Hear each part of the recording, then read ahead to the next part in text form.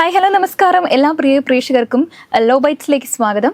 ഇന്ന് ലോ ബൈറ്റ്സിലൂടെ നമ്മൾ ചർച്ച ചെയ്യാൻ പോകുന്ന വിഷയം എന്ന് പറയുന്നത് പുരുഷന്മാർക്കെതിരെ സ്ത്രീകൾ നൽകുന്ന പീഡന കള്ളപ്പരാതികളെ കുറിച്ചാണ്. അപ്പോൾ ഈ ഒരു വിഷയത്തെക്കുറിച്ച് നമുക്ക് കൂടുതൽ കാര്യങ്ങൾ ചോദിച്ചറിയേണ്ടതുണ്ട്. ഇന്ന് നമ്മളോടൊപ്പം ലോ ബൈറ്റ്സിൽ എത്തിയിരിക്കുന്നത് അഡ്വക്കേറ്റ് വിഷ്ണു വിജയൻ സാറാണ്. നമുക്ക് കൂടുതൽ കാര്യങ്ങൾ അദ്ദേഹത്തിൽ നിന്നും ചോദിച്ചറിയാം.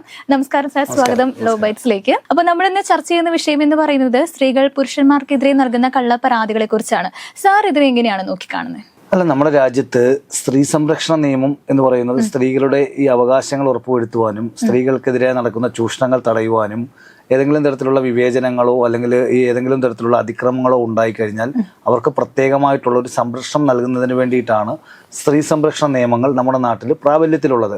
പലപ്പോഴും ഈ നിയമങ്ങൾ, അതായത് കൂടുതലായിട്ടും എന്ന് പറയാൻ കഴിയില്ല, പലപ്പോഴും എന്ത് ചെയ്യപ്പെടുന്നു, ചില കേസുകളിലെങ്കിലും ദുർവ്യാഖ്യാനം ചെയ്യപ്പെടാനും അതോടൊപ്പം തന്നെ ദുരുപയോഗപ്പെടുത്താനുമുള്ള സാധ്യതകൾ വളരെ കൂടുതലാണ്. കാരണം പലപ്പോഴും ഈ പറയുന്ന സ്ത്രീകൾ ഒരു പരാതിയുമായി പോലീസ് സ്റ്റേഷനിലേക്ക് വരുമ്പോൾ ഈ ഒരു കവചം, അതായത് സ്ത്രീ സംരക്ഷണ നിയമം എന്നുള്ള കവചം കൊണ്ട് ഉപയോഗപ്പെടുത്തിക്കൊണ്ട് ഒരു പ്രിലിമിനറി എൻക്വയറി പോലും ഇല്ലാതെ FIR രജിസ്റ്റർ ചെയ്യപ്പെടുന്ന സാഹചര്യങ്ങൾ ഒരുപാട് ഉണ്ടാകുന്നുണ്ട്. അപ്പോൾ FIR രജിസ്റ്റർ ചെയ്യപ്പെടുകയും അതിനുശേഷം എന്ത് ചെയ്യപ്പെടുന്നു, ആ FIRൽ ആരോപണ വിധേയരായവർ പിന്നീട് എന്ത് ചെയ്യപ്പെടുന്നു, അവർ നിരപരാധിത്വം തെളിയിക്കുകയും അല്ലെങ്കിൽ ഇതൊരു കള്ളപ്പരാതിയാണ് എന്നുള്ള പല പല അനുഭവങ്ങളും പല പല കേസുകളും പുറത്തു വരുമ്പോൾ ഇതിൻ്റെ ഒരു വിശ്വാസ്യതയെ, അതായത് എന്തർത്ഥത്തിലാണോ സ്ത്രീ സംരക്ഷണ നിയമം എന്ന് പറയുന്ന ആശയം നടപ്പിലാക്കുന്നത്, അത് ഒരു നല്ല അർത്ഥമാണ്, നല്ലൊരു കൺസെപ്റ്റാണ്. കാരണം നമ്മുടെ ഭരണഘടന ഉറപ്പുവരുത്തുന്ന മൗലിക അവകാശങ്ങളിൽ എല്ലാവരെയും തുല്യരായി കാണുന്നുവെങ്കിലും ഭരണഘടന തന്നെ എന്ത് ചെയ്യുന്നു, സംരക്ഷിതമായിട്ടുള്ള വിഭാഗങ്ങൾ അതിലെന്ത് ചെയ്യുന്നു, അടയാളപ്പെടുത്തുന്നുണ്ട്.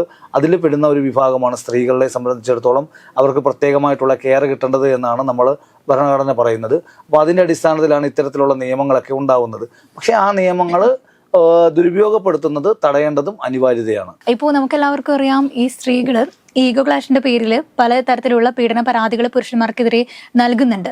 അപ്പോൾ ഈ ഒരു കേസ് ഫേക്ക് ആണോ അല്ലെങ്കിൽ റിയൽ ആണോ എന്ന് അന്വേഷിക്കേണ്ടത് ആ അന്വേഷണ ഉദ്യോഗസ്ഥരുടെ ഒരു കടമയല്ലേ? അങ്ങനെ നടക്കുന്നുണ്ടോ ഇപ്പോൾ? പലപ്പോഴും നടക്കുന്നില്ല എന്നുള്ളതാണ് യാഥാർത്ഥ്യം. അപ്പോൾ പരാതിയുമായി നമ്മൾ പോലീസ് സ്റ്റേഷനിലേക്കോ അല്ലെങ്കിൽ ഏതെങ്കിലും തരത്തിലുള്ള അതോറിറ്റിയിലേക്ക് പരാതി കൊടുക്കുമ്പോൾ ആ പരാതി നേരിട്ട് തന്നെ എന്ത് ചെയ്യുകയാണ്, ഒരു പ്രിലിമിനറി എൻക്വയറി എന്ന് പറയുന്നത് ആവശ്യമാണ്. പലപ്പോഴും അത് ഉണ്ടാകുന്നില്ല. ആ പരാതി നേരെ ഒരു FIR രജിസ്റ്റർ ചെയ്യപ്പെടുന്നു. അപ്പോൾ നമ്മുടെ നാട്ടിലെ അറിയാം, FIR എന്ന് പറയുമ്പോൾ അയാൾ ആരോപണ വിധേയൻ മാത്രമേ ആകുന്നുള്ളൂ. പക്ഷെ നമ്മുടെ ഒരു പൊതുബോധ്യം എന്ന് പറയുന്നത് ഒരാൾ FIRൽ പ്രതി ചേർക്കപ്പെട്ടാൽ അയാൾ ഒരു കുറ്റവാളിയാണ് എന്നുള്ളൊരു പൊതുബോധ്യം രൂപപ്പെടുകയും അത് അവരെ എന്ത് ചെയ്യുന്നു, സമൂഹത്തിൽ അപ്പോൾ തന്നെ എന്ത് ചെയ്യുന്നു, അതൊരു വലിയ വാർത്തകൾ സൃഷ്ടിക്കപ്പെടുന്നു, അല്ലെങ്കിൽ അവരെ ഒറ്റ നിർത്തപ്പെടുന്നു. അപ്പോൾ അതിൽ കുറ്റക്കാരനാണെങ്കിൽ അത് ചെയ്യുന്നതിനെ തെറ്റൊന്നും പറയുന്നില്ല.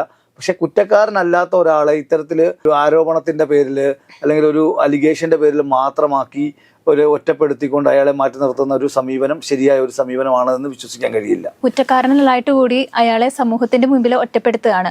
അപ്പോൾ ശേഷം ഇയാൾ കുറ്റക്കാരനല്ല എന്ന് സമൂഹത്തിന്റെ മുമ്പിൽ തെളിയിക്കേണ്ടത് അവരുടെ ഒരു കടമ തന്നെയാണല്ലോ. അപ്പോൾ ആ കുറ്റക്കാരൻ അല്ല എന്ന് പറയുന്ന ആൾക്ക് എന്താണ് ചെയ്യാനായിട്ട് സാധിക്കുക? അല്ല, കുറ്റക്കാരനല്ല എന്ന് തെളിയിക്കാൻ അയാൾക്ക് ഒരുപാട് മാർഗങ്ങളുണ്ട്. അപ്പോൾ FIR ഒരാളുടെ പേരിൽ വ്യാജമായിട്ട് എടുത്തു കഴിഞ്ഞാൽ FIR കോഷ് ചെയ്യാൻ വേണ്ടി ഹൈക്കോടതിയെ സമീപിക്കാം.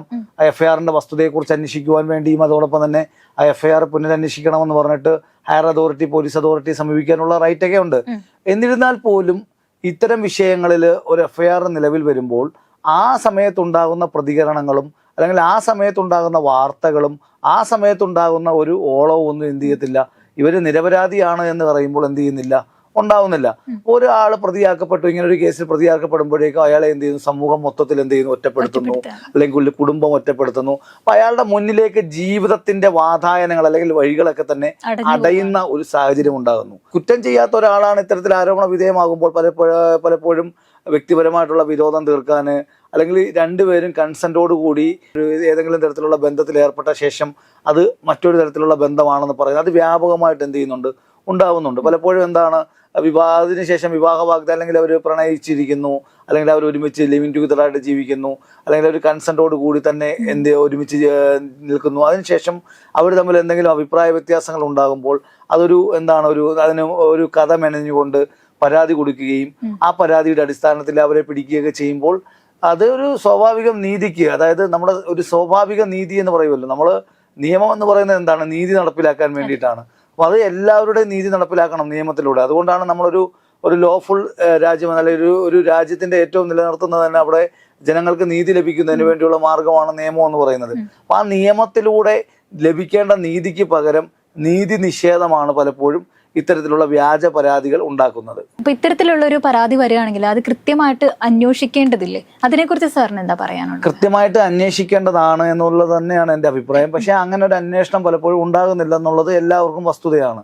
കാരണം ഈ പറയുന്ന പരാതി കൊടുക്കുന്ന ആളിൻ്റെ സാഹചര്യങ്ങൾ അല്ലെങ്കിൽ ആ പരാതിയെ കൃത്യമായിട്ട് ആ പരാതിയിൽ പറയുന്ന വസ്തുതകൾ ശരിയാണോ എന്ന് ഒരു പ്രിലിമിനറി എൻക്വയറി സംഘടിപ്പിച്ചാൽ ഒരു പരിധി വരെ എന്ത് ചെയ്യാൻ കഴിയും, വ്യാജ കേസുകൾ തടയാൻ കഴിയും.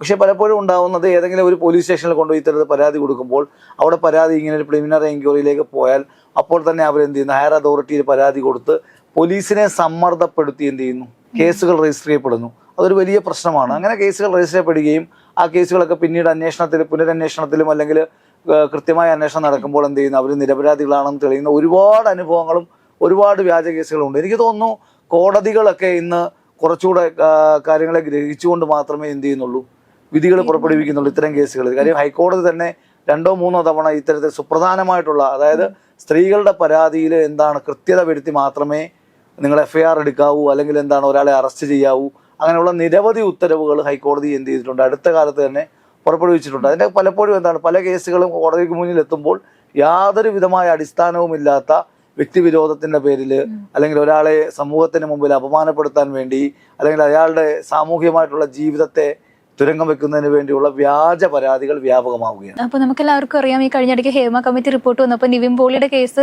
ലോകം ചർച്ച ചെയ്തതാണ്. അപ്പോൾ അതിനെക്കുറിച്ച് സാറിന് എന്താണ്? നിവിൻ പോളിയുടെ കേസ് യഥാർത്ഥത്തിൽ കുറച്ചുകൂടി നമ്മൾ സമൂഹം ചർച്ച ചെയ്യപ്പെടേണ്ട ഒരു കേസാണ്. കാരണം നിവിൻ പോളിക്കെതിരെ എന്ത് ചെയ്യുന്നു, ഒരു സ്ത്രീ എന്ത് ചെയ്യുന്നു, ഒരു പെട്ടെന്ന് പൊടുതേ വരുന്നു, ആരോപണം ഉന്നയിക്കുന്നു.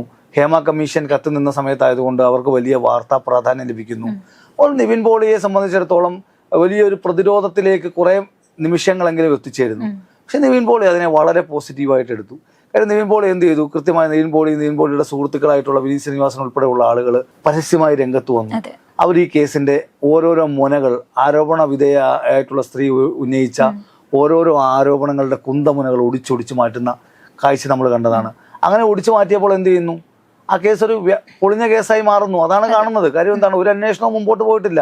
കാര്യം ആരോപണ വിധേയക്ക് തന്നെ എന്ത് ചെയ്യുന്നു, താൻ കൊടുത്ത മൊഴികളും താൻ കൊടുത്ത പ്രസ്താവനകളും മാറ്റേണ്ട ഒരു സാഹചര്യം ഉണ്ടാകുന്നു. കാര്യം അവര് ആ ഡേറ്റ് പറഞ്ഞു അല്ലെങ്കിൽ സാഹചര്യങ്ങൾ പറഞ്ഞു, അതെല്ലാം സർക്കംസ്റ്റാൻസ് എവിഡൻസ് ആയിട്ട് പറഞ്ഞ കാര്യങ്ങളെല്ലാം എന്താണ്, വാദങ്ങൾ പൊളിയുന്ന അവസ്ഥയാണ് ഉണ്ടായത്. അത് കൃത്യമായിട്ട് അവർ പറയുകയും ചെയ്തിട്ടുണ്ട്. അപ്പോൾ ആ ഒരു സ്ത്രീക്ക് ഇപ്പൊ ലഭിക്കുന്ന ശിക്ഷ എന്തായിരിക്കാം? അങ്ങനെ അതായത് ഒരാളെ വ്യാജ കേസിൽ പെടുത്തുകയോ അങ്ങനെ ഏതെങ്കിലും തരത്തിൽ വ്യാജമായിട്ടുള്ള ആരോപണങ്ങൾ ഉന്നയിക്കുകയോ ചെയ്തു കഴിഞ്ഞാൽ ആ കേസിന്റെ വിചാരണ അവസാനിപ്പിച്ചുകൊണ്ട് കോടതിയിൽ നിന്ന് അയാൾ നിരപരാധിയാണെന്ന ഓർഡർ മേടിച്ചു കഴിഞ്ഞാൽ ആ ഉന്നയിച്ച ആൾക്കെതിരായിട്ട് ഡിഫമേഷന് പോകാനുള്ള റൈറ്റ് അദ്ദേഹത്തിനുണ്ട്.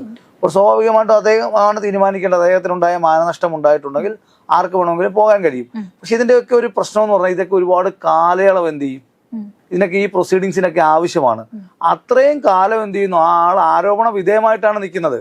അപ്പോൾ അയാളുടെ റൈറ്റ് അല്ലെങ്കിൽ അയാളുടെ പ്രൈവസി എന്നുള്ള അവകാശം അല്ലെങ്കിൽ അയാളുടെ സാമൂഹ്യമായിട്ടുള്ള അയാളുടെ ഇടപെടലിനുള്ള അവകാശം ഇതെല്ലാം തടങ്കലാക്കപ്പെടുകയാണ്. അപ്പോൾ അതിനൊരു പരിഹാരം ഉണ്ടാവുന്നത് എപ്പോഴും നല്ലതായിരിക്കും. ഇപ്പോൾ നമ്മൾ നേരത്തെ പറഞ്ഞിട്ടുണ്ടായിരുന്നു, റിലേഷൻഷിപ്പിലായിരിക്കുമ്പോൾ ഉണ്ടാകുന്ന പല ബന്ധങ്ങളും പിന്നീട് ആ റിലേഷൻഷിപ്പ് ഒന്ന് ബ്രേക്ക് ആയി കഴിഞ്ഞാൽ പല രീതിയിലുള്ള വാർത്തകളായിട്ട് വരുന്നുണ്ട്. അപ്പോൾ ഈ തരത്തിൽ രണ്ടുപേരുടെയും കൺസേൺ ഉള്ള പോലെ സാർ പറഞ്ഞ പോലെ തന്നെയാണല്ലോ ആ കേസ് മുന്നോട്ട് പോവുക. അപ്പോൾ എന്തായിരിക്കും നിയമപരമായിട്ടുള്ള നടപടികൾ അതിൽ സ്വീകരിക്കാനായിട്ട് സാധിക്കൂ? അല്ല, നമ്മുടെ പ്രശ്നം എന്ന് പറഞ്ഞാൽ നിയമത്തിന്റെ ഏറ്റവും വലിയ പ്രശ്നം എന്ന് പറഞ്ഞു കഴിഞ്ഞാൽ നമ്മുടെ നാട്ടിൽ 100 പ്രശ്നങ്ങളിൽ വേണ്ടിയായിരിക്കും നിയമം ഉണ്ടാക്കുന്നതെന്ന് പറയുന്നത്, അല്ലെങ്കിൽ മുഴുവൻ ജനങ്ങളുടെയും പ്രശ്നങ്ങൾ തീർക്കാനായിരിക്കും നിയമം ഉണ്ടാക്കുന്നത്. അപ്പോൾ പലപ്പോഴും ആ നിയമങ്ങളെ എന്ത് ചെയ്യുന്നു, ചില ആളുകൾ എന്ത് ചെയ്യുന്നു, വളരെ വളച്ചൊടിക്കുന്നു. കാര്യം അവരുടെ സ്വാർത്ഥ താല്പര്യങ്ങൾക്ക് വേണ്ടി, വ്യക്തി താല്പര്യങ്ങൾക്ക് വേണ്ടി നിയമത്തെ വളച്ചൊടിക്കുന്നു. അപ്പോൾ സ്വാഭാവികമായിട്ടും ഇപ്പോൾ നമ്മൾ പറയുകയാണ് സ്ത്രീ സംരക്ഷണ നിയമം മൊത്തം അപാകതയാണെന്ന് പറയാൻ കഴിയില്ല. കാരണം സ്ത്രീ സംരക്ഷണ നിയമം ഉണ്ടായതുകൊണ്ടാണ് ഒരുപാട് പ്രശ്നങ്ങൾ എന്ത് ചെയ്യാൻ പറ്റുന്നത്, പരിഹരിക്കാൻ പറ്റുന്നത്. അതേ നിയമം എന്ത് ചെയ്യുന്നു, വളച്ചൊടിക്കപ്പെടുമ്പോഴാണ് ഇത്തരത്തിലുള്ള പ്രശ്നങ്ങൾ ഉണ്ടാകുന്നത്. അപ്പോൾ നമ്മൾ പറയുമല്ലോ, എലിയെ പേടിച്ച് ഇല്ലം ചുടേണ്ട ആവശ്യമില്ല, എന്ത് ചെയ്താൽ മതി, എലിയെ പുറത്ത് ചാടിച്ചാൽ പ്രശ്നങ്ങൾ തീരുമാനമുണ്ടാകും. അപ്പോൾ അതിനുള്ള ഒരു കാര്യമാണ് അന്വേഷണ ഉദ്യോഗസ്ഥരും അന്വേഷണ ഏജൻസികളും കോടതികളും ഒക്കെ തന്നെ ചെയ്യേണ്ടത്. അപ്പോൾ വ്യാജ പരാതികൾ ഇവിടെ നേരത്തെ സൂചിപ്പിച്ചതുപോലെ തന്നെ റിലേഷൻഷിപ്പിലിരിക്കുന്നു, അവരുടെ കാലം എന്ത് ചെയ്യുന്നു, അവർ നല്ല രീതിയിൽ ജീവിക്കുന്നു. അതിനുശേഷം റിലേഷൻഷിപ്പ് ബ്രേക്ക് ആകുമ്പോൾ ഉടനെ തന്നെ എന്ത് ചെയ്യുന്നു, അവർ പരാതി കൊടുക്കുന്നു. പരാതി കൊടുക്കുമ്പോൾ ഉടനെ പോലീസ് റേപ്പ് കേസിടുന്നു, അല്ലെങ്കിൽ വിവാഹ വാഗ്ദാനം നൽകി വഞ്ചിച്ചു എന്ന് പറഞ്ഞ കേസിടുന്നു. അപ്പൊ അതിൽ ഒരു ഞാൻ പറഞ്ഞല്ലോ, അതിന്റെ ഒരു എത്തിക്കലായിട്ടുള്ളൊരു വശം കൂടി ഉണ്ട്. കാരണം ഇത്തരം കാര്യങ്ങളിൽ എന്താണ്, ഒരാൾക്ക് മാത്രമാണോ ബാധ്യത, അല്ലെ ഒരാൾക്ക് മാത്രമാണോ ഉത്തരവാദിത്വം എന്നുള്ള ചോദ്യമുണ്ട്. അപ്പോൾ ആ ചോദ്യം വളരെ അതിനുള്ളൊരു മറുപടി എന്ത് ചെയ്തേ പറ്റത്തുള്ളൂ, ഉണ്ടായേ പറ്റത്തുള്ളൂ. അപ്പോൾ പലപ്പോഴും എന്ത് ചെയ്യുന്നില്ല, അതിന് കൃത്യമായിട്ടുള്ള മറുപടികൾ എന്ത് ചെയ്യുന്നില്ല, ഉണ്ടാവുന്നില്ല എന്നുള്ളതാണ് എൻ്റെ അഭിപ്രായം. ഒരു കാര്യം വളരെ വ്യക്തമാണ്, ഇത്തരം കേസുകൾ എപ്പോഴും സമൂഹത്തിന് എന്താണ് ഒരു ഭീഷണിയാണ്. കാര്യം സമൂഹ ജീവിതത്തിൽ എല്ലാവർക്കും, അതായത് നമുക്കെല്ലാം ജീവിക്കാനുള്ള അവകാശം ആണിനായാലും പെണ്ണിനായാലും നമ്മുടെ നാട്ടിൽ തുല്യമാണ്. പക്ഷേ അതിൻ്റെ പേരിൽ, അതായത് ഈ പറഞ്ഞ പോലെ ആണായി ജനിച്ചതിൻ്റെ പേരിലോ അല്ലെങ്കിൽ പെണ്ണായി ജനിച്ചതിൻ്റെ പേരിലോ മറ്റൊരാളെ നമുക്ക് ലഭിച്ചിട്ടുള്ള അവകാശങ്ങൾ ഉപയോഗപ്പെടുത്തി അല്ലെങ്കിൽ നമുക്ക് ചെയ്തിട്ടുള്ള ആനുകൂല്യങ്ങൾ ഉപയോഗപ്പെടുത്തി മറ്റൊരാളുടെ ജീവിതം തകർക്കുവാനോ മറ്റൊരാളുടെ ജീവിതം ഇല്ലാതാക്കുവാനോ ആർക്കും എന്തില്ല, അവകാശമില്ല. അത്തരക്കാരെ സമൂഹം ഒറ്റപ്പെടുത്തണം, അവരെ നിയമത്തിന്റെ മുന്നിലേക്ക് കൊണ്ടുവരണം, അവർക്ക് തക്കതായ ശിക്ഷ കൊടുക്കണം. ഇനി ആവർത്തിക്കത്തരാത്ത രീതിയിൽ എന്ത് ചെയ്യണം, അത്തരം കാര്യങ്ങൾ അവസാനിപ്പിക്കണം. ഓക്കെ, അപ്പൊ എന്തായാലും കണ്ടുകൊണ്ടിരിക്കുന്നവരോട് സാറിന് എന്താണ് പറയാനുള്ളത്? കണ്ടുകൊണ്ടിരിക്കുന്നവരോട് പറയാനുള്ളത്, നമ്മൾ എന്താണ്, നമ്മുടെ നിയമം എന്ന് പറയുന്നത് സ്വാഭാവികമായിട്ട് നീതി ഉറപ്പുവരുത്താനുള്ള ഒരു മാർഗമാണ് നിയമം എന്ന് പറയുന്നത്. ആ നിയമത്തെ വ്യാഖ്യാനിക്കുമ്പോൾ അല്ലെങ്കിൽ ആ നിയമത്തെ ഉപയോഗിക്കുമ്പോൾ ഒരിക്കലും അതൊരു ദുരുപയോഗപ്പെടുത്തുവാനോ അതല്ലെങ്കിൽ മറ്റൊരാളോട് ഏതെങ്കിലും വ്യക്തിപരമായിട്ടോ അല്ലെങ്കിൽ ഏതെങ്കിലും തരത്തിലുള്ള പകൽ വീഴ്ത്തുവാനോ ഒരിക്കലും ഉപയോഗിക്കരുത്. ഈ നിയമം എന്ന് പറയുന്ന നാട്ടിലെ പാവപ്പെട്ടവരായിട്ടുള്ള സ്ത്രീകളുടെ സംരക്ഷണത്തിന് വേണ്ടിയുള്ള നിയമമാണ്. ആ നിയമം ശക്തിയുക്തം നിലനിൽക്കണം. അതോടൊപ്പം തന്നെ എന്ത് ചെയ്യപ്പെടരുത്, ആരും ഒരു നിരപരാധികളും എന്ത് ചെയ്യപ്പെടരുത്, ഇത്തരം കേസുകളിൽപ്പെട്ട് ക്രൂശിക്കപ്പെടരുത്. അതാണ് നിയമം. ഓക്കെ, അപ്പൊ എന്തായാലും സാറിന്റെ ഇത്രയും വലിയ സമയം നമുക്ക് തന്നതിൽ ഒരുപാട് സന്തോഷം. Thank you.